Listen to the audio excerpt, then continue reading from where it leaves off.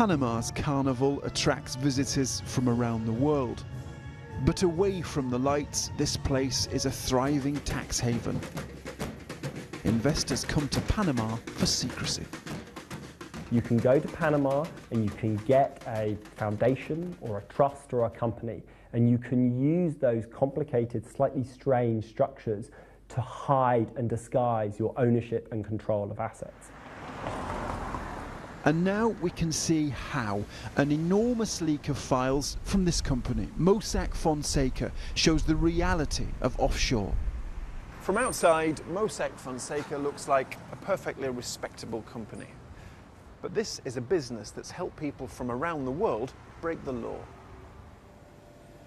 The documents were leaked to the German newspaper Süddeutsche Zeitung and shared with the International Consortium of Investigative Journalists. Panorama has been analysing the documents. We've found links to 72 current or former heads of state. You could sit here, please. Like the Icelandic Prime Minister Sigmundur Gunnlaugsson, who had a secret stake in an offshore company. The company held his wife's interests in Iceland's banks, worth millions of dollars. Nobody knew that when her husband was dealing with the Icelandic banks after their collapse, including the British demands for compensation, which he turned down. Because of the leak, we do now.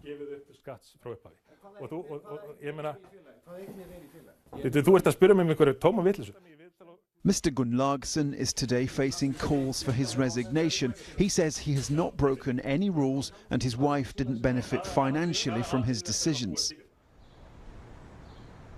Mossack Fonseca say the services they provide are commonly used worldwide and they are responsible members of the global financial and business community. But some of the deals in the files are extraordinary. We believe we have found a $1 billion laundering operation in Russia.